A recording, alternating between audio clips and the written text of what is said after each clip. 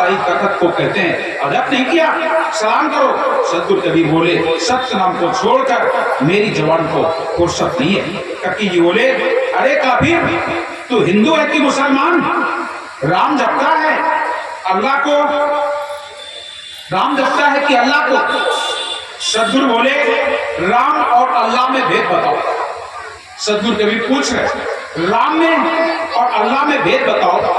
रा और आ, रा को छुड़ा करके आ का मिलाया गया, तब ला आया और स्वर हुआ अल्लाह। राम रा इसको अलग कर दिया गया तो क्या रह गया? आ स्वर। सारे जगत मात्र में आ एक ऐसा स्वर है जो सारे संसार में विद्यमान है। आ एक ऐसा स्वर है जो रोते में, हंसते में, गाते में, सब में आ निकलता है। आ एक ऐसा स्वर है और वो दोनों में समाया हुआ है, सब में समाया हुआ है, सारे जड़ जगत में समाया हुआ है। दुख में, सुख में, रोने में, हंसने में, गाने में वो आ ब्रह्म बीज है, ब्रह्म व्यापक है। अरे मियाँ जी, कुछ भेद नहीं मालूम? अल्लाह और राम क्या अलग अलग? अल्लाह राम करीमा केशो हरि हजरत नाम धराया, यहाँ तुमने नाम अलग अलग रख लिया। अल्लाह राम करीमा केशो हरि हजरत नाम धराया है। गहना एक कनक से गहना, सारे गहना सोने के हैं, लेकिन वो गहने ही आपस में लड़ गए। सब के सब तो सोने के हैं। गहना एक कनक से गहना, या में भाव न दूजा, कहन सुनन कर दुई कर थापे, एक नवाज एक पूजा।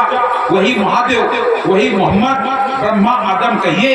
कोई हिंदू को तुरुक न होवे, एक जमीन पर रहिए। आए एक देश से, उतरे एक घाट, हवा लगी संसार की, हो गए 12 बाट। यहाँ आकर के तुम 12 बाट हो गए हो। एक से ऐसे जी दुई को छोड़ दे, हिंदू कहो तो मैं नहीं, मुसलमान भी ना आए, गैबी आया गैब में, खेले दो दरमान। हम ही अलग अल्लाह हों, हम ही गोश गुरपीर, हम ही राम कबीर हूँ, मेरा नाम कबीर। जैसे ये साफ कहे, शेख तकी को आग लग गई। क्यों? कह रहे हम ही अलग अल्लाह है। साफ कबीर कहे, हम ही अलग अल्लाह है, हम ही गोश्त गुरपीर, हम ही राम कबीर हूँ, मेरा नाम कबीर। हम ही है सब। कहो शेख जी, अब क्या पूछते हो? तकी जी बोले, ये जुल्हा वेद और कुरान दोनों की हद तोड़ दिया। खुद राम बनता है, खुद खुदा बनता है। दुनिया में रहेगा तो बड़ा खुराफात मचाएगा। अगर ये दुनिया में रहेगा तो बड़ा खुराफात मचाएगा। बादशाही इजलास खूब ठसा ठस भरी थी, जरा भी भय नहीं मान रहा है। इसको तो प्राण दम दे दिया जाए, कह रहा है शेख तकी, इनको तो प्राण दम दे दिया जाए।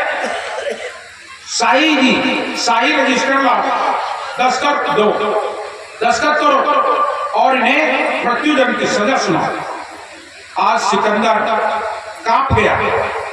जिनके दर्शन मात्र से मेरी जलन की बीमारी खत्म हो गई और इनको हम प्राण दंड दें, ये हो नहीं सकता। शेख तकी ने खड़े होकर के अपना ताज उतारा, जमीन पर पटक दिया, सिकंदर को भय दिया, मैं तुम्हें श्राप देता हूं। जैसे ही जमीन पर पटक दिया, श्राप देना चाहा, तब सिकंदर तो कुछ नहीं बोल पाया। सदगुरु कबीर बोले, बादशाह तुम मन में ग्लानि मत मानो, पीर जी का हुक्म मानो। तुम्हारा पीर है ना, अपने पीर जी का हुक्म मानो। अपने मन में जरा भी क्लेश मत रखो। ये मकान है, मकान आदमी है। आप जो तुम्हारे पीर कह रहे हैं इनकी बात मानो। देखिए, सिकंदर नहीं चाहता था, क्योंकि उसने तो देख लिया था 14 अरब गाड़ी, ज्ञान लिख गया, मेरे जलन की बीमारी वो ठीक हो गई, रामानंद जी को जीवन दान दिया। इस सब मैंने अपने आंखों से देखा है और मैं कैसे कह दूं इन्हें प्राण दंड की सजा दी जाए। लेकिन शेख तकी नहीं माना। शेख तकी ने ताज उठा के पटक करके श्राप देना चाहा। सदगुरु कबीर बोले, तुम अपने पीर जी की बात मानो, तुम चिंता मत करो। आज कहने लगा शेख तकी, डारो मार कबीर को।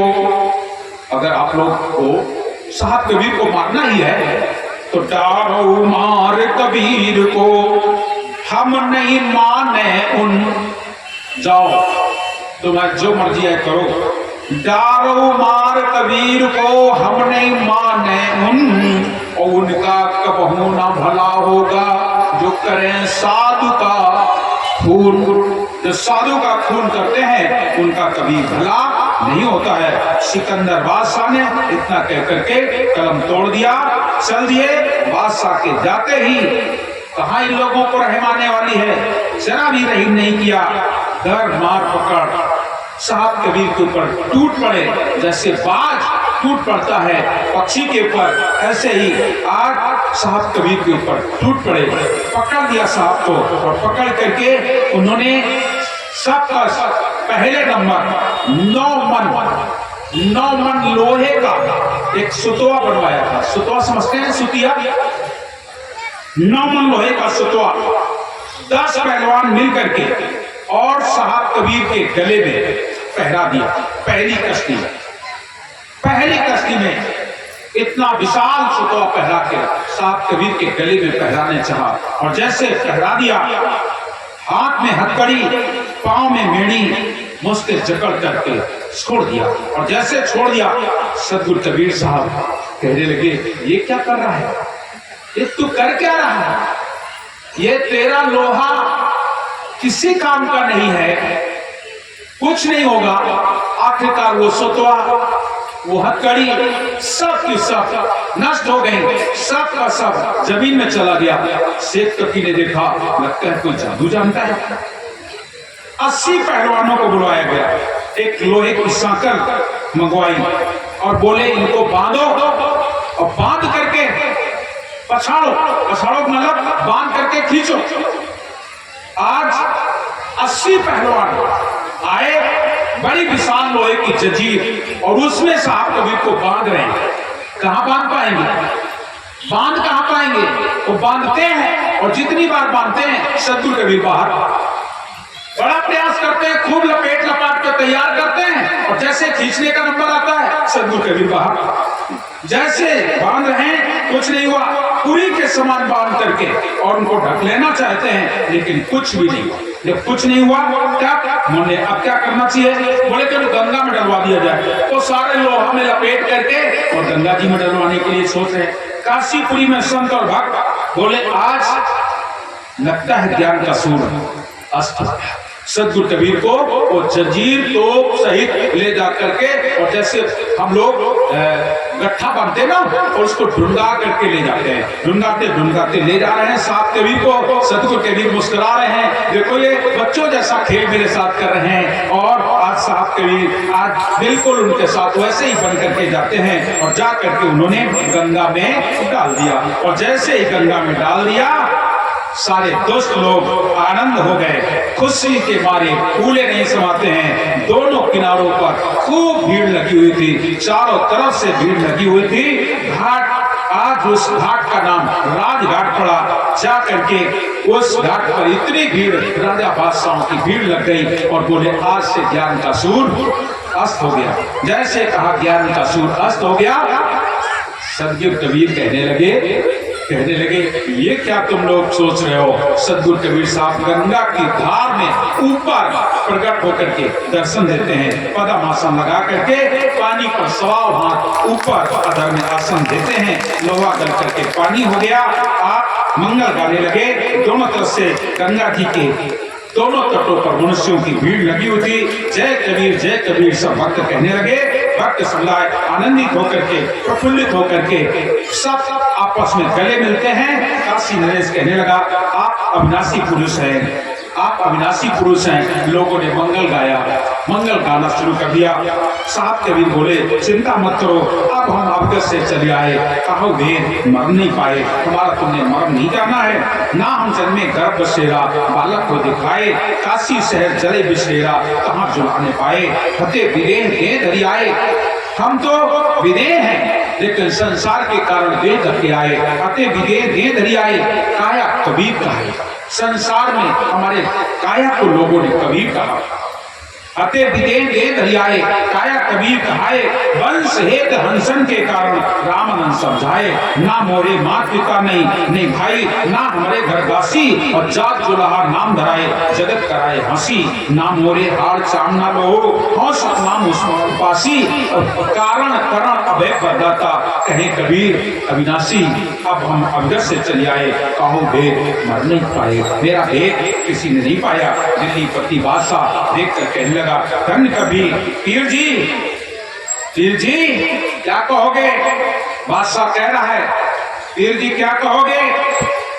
सदगुरु कबीर से बादशाह बोला, आपकी महिमा आनंद है। इतने में शेख तकी बोला, अरे ये जादू जानता है। शेख तकी कहता है, ये जादू जानता है, अब की बार अगर पकड़ पाऊं तो तोप से उड़वा दो। सदगुरु कबीर बोले, अरे शेख जी सामने खड़े हैं, साहब कबीर सामने खड़े हैं, तकी के सामने खड़े होकर बोले, जैसा तुम जानते हो मुझे वैसा लोग कर लीजिए, मैं आपके सामने कराऊं चौथी कसनी में। तकी जी बोला, देखता हूं कबीर को कहां तक जादूगरी करेगा, तो भरो। कबीर जी को लोहे के खंभे में बांधकर सामने से दाग दो।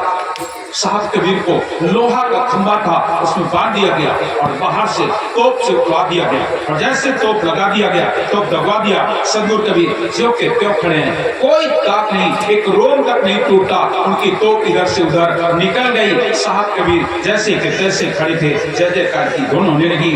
पांचवी कश्ती में शेख जी बोला, झाड़ में बांध दो, तीरों से मारो, मतलब पेड़ में बांध दो और तीरों से मारना शुरू कर दो। साहब कबीर को एक पेड़ से बांधा, तीरों से मारना शुरू कर दिया। तब झाड़ में तीरों के मारने लगे। आज इतने नहीं, 50 तीर मारे, शरीर से आर पार निकल गए। आप शुद्ध रूप साहब दर्शन दे रहे हैं। धन कबीर की जय जयकार होने लगी। आज भक्त समुदाय बोला, लगता है आज दुष्टों का अंत होने वाला है। संतों से बैर, साहब से बैर, और जो साहब से बैर लेगा निश्चित ही आज इनका अंत होने वाला है। भक्त लोग कहने लगे, मुसलमानी राज का अंत आ गया, अब अंत आ गया है। ककी जी बोले, लोहे के तीर से नहीं मारा, बांस के तीर से मारो। बांस के तीर से मारा गया, कुछ चिन्ह नहीं हुआ। जय जयकार की धुन हुई। तब ककी बोला, भाला उठा करके गोद दो।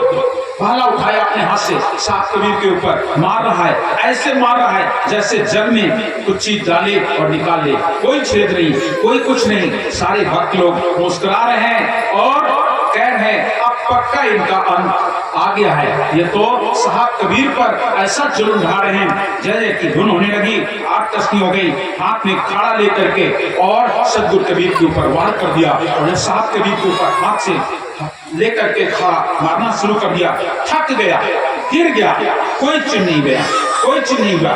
9वीं कश्ती में त्रिशूल उठा करके मारने लगा, तब भी कुछ चिन्ह नहीं हुआ। साहब कबीर की जय जयकार की धुन हुई। तब काट का मध्यक बनवाया, और काट का मध्यक बनवा करके सदगुरु कबीर के ऊपर छोड़ दिया, पटक दिया। तब भी साहब कबीर का माल बांका नहीं हुआ। तब दूसरे आदमी से अष्टधात की गदा बनवाई, अष्टधात की गदा बनवाई और सिर पर मारा। गदा जमीन में चली गई। जब गदा जमीन में चली गई, गिर गई, वो भी विफल हो गया। जितना भक्त समुदाय था सब का सब आनंद हो रहा है, खुशी मना रहा है, लेकिन अंदर से उसे दर्द भी हो रहा है। मेरे साहब को, मेरे मालिक को ये सता रहा है। होना कुछ नहीं है, जाना कुछ नहीं।